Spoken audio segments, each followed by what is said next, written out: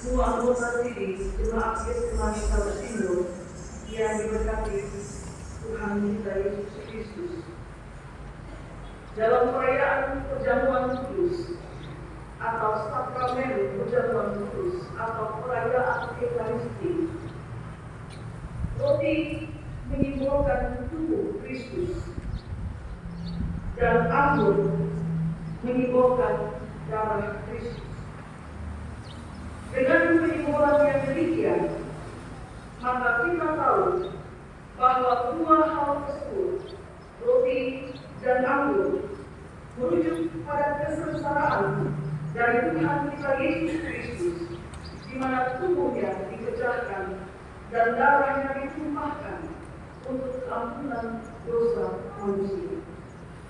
Rasul Paulus menulis kepada jemaat di Korintus, setiap kali kamu makan roti ini dan minum cawan ini, kamu memberitakan kematian Tuhan sampai Dia datang kembali. Paulus juga mengutip perkataan Yesus saat Yesus dan murid-muridnya ada dalam perjamuan malam sebelum Dia ditangkap. Yesus bilang kepada murid-muridnya, "Perbuatlah ini menjadi peringatan akan Aku." Maka, apa yang akan kita rayakan nanti pada hari ini adalah sebuah perayaan peringatan akan kematian dari Tuhan kita Yesus Kristus yang lazim kita sebut sebagai pesta iman, di mana dalam pesta itu kita merayakan penyatuan kita, persekutuan kita dengan Kristus. Karena itu, para anggota sini yang terkasih dalam Tuhan Yesus Kristus, roti dan anggur dalam perjamuan kudus tidak boleh dimaknai secara harafiah. Saudara ambil roti dan saudara ambil anggur, pandangan jangan tertuju pada apa yang kelihatan. Jika roti dan anggur dalam perjamuan kudus dimaknai secara harfiah, maka yang terjadi adalah kita melihat roti itu dan melihat anggur itu semata-mata hanya sebagai makanan jasmani. Itulah kenapa dalam perjamuan kudus, sebelum kita mengambil bagian dalam pesta iman itu, sebelum meja itu dibuka dan kita makan dan minum bersama, kita akan diperdengarkan akta perjamuan kudus bahwa janganlah hati dan pikiran kita melekat pada roti dan anggur yang terlihat. Maksudnya adalah bahwa dalam perjamuan kudus, Bapak Ibu Saudara-saudari sekalian, roti itu mesti dilihat sebagai tubuh Kristus dan anggur juga mesti dilihat sebagai darah Kristus sendiri yang telah ditumpahkan. Dan dengan demikian, penyatuan kita dengan Kristus terjadi ketika kita makan roti itu dan kita minum anggur itu. Saat makan dan minum itu berlangsung, penyatuan kita dengan Kristus terjadi. Tuhan Yesus dalam bacaan kita saat ini kemudian membandingkan dirinya sebagai roti hidup dengan mana yang dimakan oleh nenek moyang bangsa Israel waktu mereka mengembara di padang gurun. Nenek moyang orang Israel makan mana di padang gurun dan mereka telah mati. Tapi Yesus bilang, kalau kita makan roti yang turun dari surga, kita tidak akan mati. Itu ayat 50. Lalu ayat 51, Yesus bertegas lagi, jika seorang makan roti ini, ia akan hidup selama-lamanya. Apa maksud Yesus? Saudara-saudara sekalian, pernyataan itu tentu saja berkaitan dengan kehidupan kekal, yang berkaitan dengan kebangkitan di akhir zaman. Secara jasmani, kita semua ini akan mati. Kita semua tanpa kecuali. Tubuh kita yang sekarang ini, Alkitab sebut sebagai tubuh duniawi. atau tubuh alamiah itu tertulis dalam pertama Korintus 15. Tubuh kita yang sekarang ini tubuh duniawi, tubuh alamiah. Saat kita mati nanti, atau saat kita mengalami kematian alamiah, dan kita kembali menjadi debu, sebab iman kita dari debu akan kembali menjadi debu. Pada akhir zaman nanti, dalam surat pertama Tesalonika pasal 4, saat penghulu malaikat tersebut dan sangkakala Allah berbunyi, maka Tuhan akan turun dari surga, dan mereka yang mati di dalam Kristus akan lebih dahulu bangkit, dan kepada mereka diberikan tubuh baru yang disebut sebagai tubuh rohani atau tubuh surgawi. Itu kesaksian firman Tuhan. Maka itu, tubuh alamiah ini akan hancur jika kita kembali ke tempat kalimat kepada Allah. Dan tubuh alamiah ini hancur.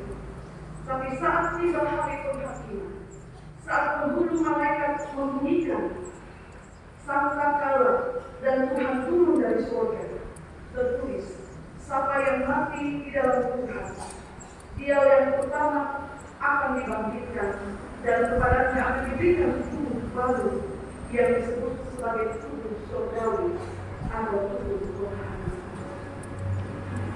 Ingat Bapak Ibu Saudara-saudara, itu hanya diberikan kepada mereka yang mati di dalam Kristus. Sekarang bagaimana kita dapat mati dalam Kristus? Bagaimana saya dan saudara dengan tubuh alamiah kita dapat mati di dalam Kristus? Saudara perhatikan bacaan kita. Pada ayat yang ke-56, Yesus katakan di sini, barang siapa makan dagingku dan minum darahku, ia tinggal di dalam aku dan aku di dalam dia. Saya ulangi, barang siapa makan dagingku dan minum darahku, ia tinggal di dalam aku dan aku di dalam dia. Saya sederhanakan, saat merayakan pesta iman Roh Baru Kudus, dia makan roti yang menimbulkan tubuh Kristus, dan dia minum anggur yang menimbulkan darah Kristus. Dia ada di dalam Kristus, dan Kristus ada di dalam dia. Ketika saya dan saudara merayakan perjamuan kudus, kita merayakan penyatuan kita dengan Tuhan. Masing-masing ambil satu roti dan ambil satu cawan, dan masing-masing makan. Tidak bisa satu orang mewakili rumah yang tidak datang. Tidak bisa dia ambil dua untuk mewakili rumah yang tidak datang, atau mewakili dia kekasih yang tidak datang. Setiap orang mengambil bagiannya masing-masing untuk merayakan penyatuan pribadinya dengan Tuhan. Maka dengan makan tubuh Kristus dan dengan minum darah Kristus, kita menjadi ada di dalam dia dan dia di dalam kita.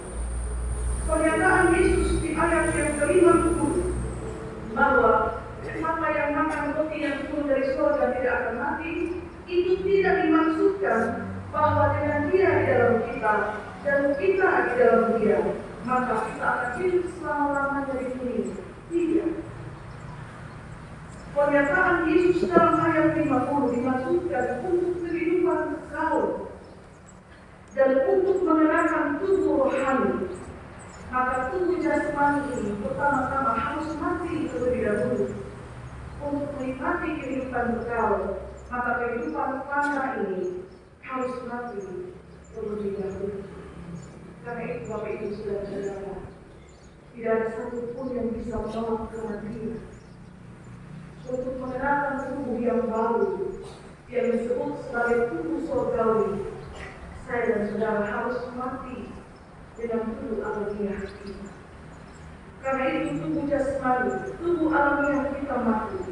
Tapi firman Tuhan bersaksi, mereka yang mati di dalam Kristus, mereka banyak dahulu bangkit dan diberi tubuh rohani, dan dengan tubuh rohani itulah kita menjalani kehidupan kekal. Bapak Ibu, tidak ada kehidupan kekal di dunia. Tidak ada. Karena itu setiap orang punya batas. untuk membawa kita masuk dalam kehidupan kekal yang tanpa itu harus mati.